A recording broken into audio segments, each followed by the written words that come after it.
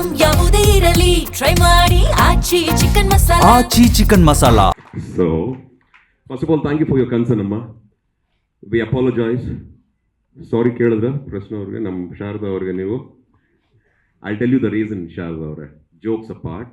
Actually, ಶುರು ಮಾಡ್ಕೊಂಡ್ವಿ, ನದಿಲಿ ಈಜೋಣ ಅಂತ ಹೋದ್ವಿ, ಸಮುದ್ರ ಅಂತ ಗೊತ್ತಾಯ್ತು.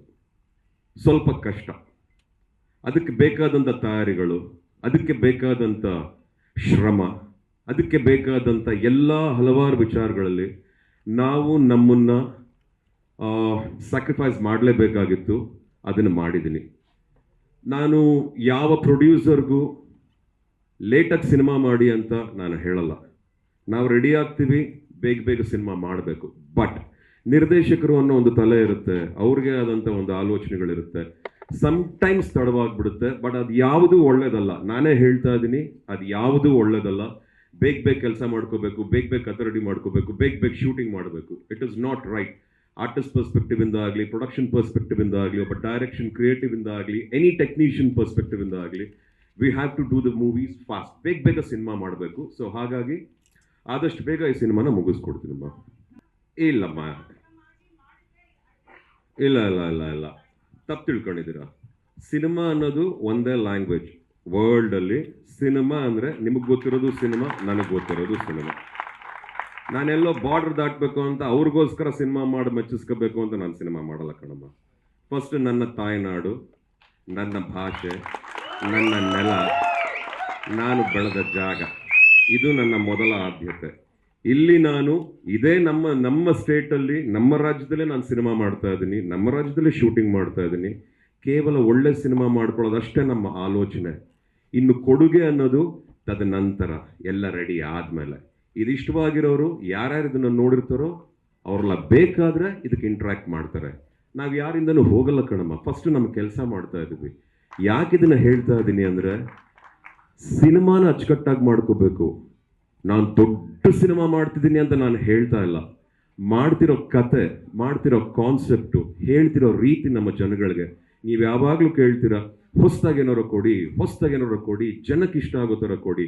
ಸಮ್ಟೈಮ್ಸ್ ಕಷ್ಟವಾಗುತ್ತೆ. ಸಮುದ್ರ ಅಂದಾಗ ಅಷ್ಟು ಸುಲಭ ಅಲ್ಲಮ್ಮ. ತೆಪ್ಪದಲ್ಲಿ ನದಿನ ದಾಟ್ಕೊಂಡು ಹೋಗೋಕ್ಕೆ ಅಷ್ಟು ಸುಲಭನಾ? ನದಿಲಿ ದಾಟ್ಬಿಡ್ತಿರೋ ತೆಪ್ಪದಲ್ಲಿ ಆಗಲ್ಲ. ಇನ್ನು ಸಮುದ್ರದಲ್ಲಿ ಈಜೋದೆಲ್ಲ ಬಂತು. ಹಡಗು ರೆಡಿ ಮಾಡ್ಕೊಳ್ಳೇಬೇಕು, ಅದಕ್ಕೆ ಬೇಕಾದಂಥ ತಯಾರಿ ಮಾಡ್ಕೊಳ್ಳೇಬೇಕು. ನಾನು ಪ್ಯಾಸೆಂಜರ್ಸ್ನ, ಕೆಲಸ ಮಾಡೋರನ್ನ ಪ್ರತಿಯೊಬ್ಬರನ್ನು ಸರಿಯಾಗಿ ದಡಕ್ಕೆ ಸೇರಿಸಲೇಬೇಕು. ನಮಗೂ ಜವಾಬ್ದಾರಿ ಇದೆ ಕಣಮ್ಮ. ಇವಾಗ ಆಲ್ರೆಡಿ ಬಹಳಷ್ಟು ಸಿನಿಮಾಗಳು ಬರ್ತಿದೆ. ಅರ್ಜೆನ್ಸಿಲಿ ಸಿನಿಮಾ ಮಾಡೋದು ಬೇರೆ, ಬುದ್ಧಿವಂತಿಕೆಯಿಂದ ಸಿನಿಮಾ ಮಾಡೋದು ಬೇರೆ. ಟೈಮ್ ಸ್ಲಾಟ್ ಇದೆ ಕಣಮ್ಮ. ಈಗಂತೂ ಪಕ್ಕಾ ಟೈಮ್ ಸ್ಲಾಟ್ ಇದೆ. May be it's too early to commit ನನಗೂ ನಿಮಗೆ.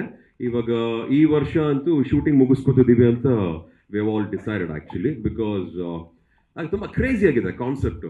ಈಗ ನಾವೇನಾದ್ರು ಬೇರೆ ಸಿನಿಮಾ ನಾನು ಮಾಡಿದ್ದೀನಿ, 23 ವರ್ಷದಿಂದ ನಾನು ಈಗ ಇಂಡಸ್ಟ್ರಿಲಿದ್ದೀನಿ.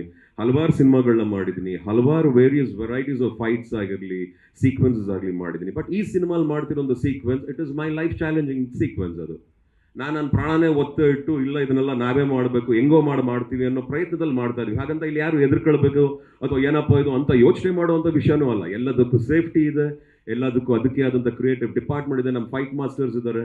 They will take care of other things. But ಒಂದು ಒಳ್ಳೆ ಪ್ರಯತ್ನಕ್ಕೋಸ್ಕರ ಇದು ಸ್ವಲ್ಪ ಟೈಮ್ ತಗೋತಿದೆ ಅಷ್ಟೇ. ಬಟ್ ನೀವು ಹೇಳಿದ್ದನ್ನ ನಾನು ಕನ್ಸಿಡರ್ ಮಾಡ್ತೀನಮ್ಮ. ಅದು ಇಂಟರ್ಫಿಯರೆನ್ಸ್ ಅಲ್ಲ, ಇನ್ವಾಲ್ವ್ಮೆಂಟ್ ಅಂತೀವಿ ಕಣಪ್ಪ. ಸೊ ಇನ್ವಾಲ್ವ್ಮೆಂಟ್ ಅಂತ ಬಂದಾಗ ಬಹುಶಃ ಅದು ಇಂಟರ್ಫಿಯರೆನ್ಸ್ ಅನ್ಸಲ್ಲ ನನಗೆ. ನಾನಿರೋ ಜಾಗದಲ್ಲಿ ನನಗೆ ಅಚ್ಚುಕಟ್ಟಾಗಿ ಕೆಲಸ ಆಗಬೇಕನ್ನೋ ವಿಷಯದ ಬಗ್ಗೆ ನಾನು ಬಹಳ ಕಾಳಜಿ ವಹಿಸ್ತೀನಿ. ಸೊ ಹಾಗಾಗಿ ಸ್ವಲ್ಪ ಕೇಳ್ತೀನಿ ಏನು, ಹೇಗೆ, ಎತ್ತ ಅಂತ. ಅದಕ್ಕೆ ತಕ್ಕಂತೆ ಉತ್ತರ ಬಂದರೆ ಮುಂದಕ್ಕೆ ಹೋಗ್ತೀನಿ. ಉತ್ತರಗಳಲ್ಲೇ ಸ್ಟಕ್ ಆದರೆ ನನ್ನ ಕೆಲಸನೂ ಅಲ್ಲೇ ಸ್ಟಕ್ ಆಗಿರುತ್ತೆ. ಸೊ ಹಾಗಾಗಿ I try to understand each other and that is how we do it.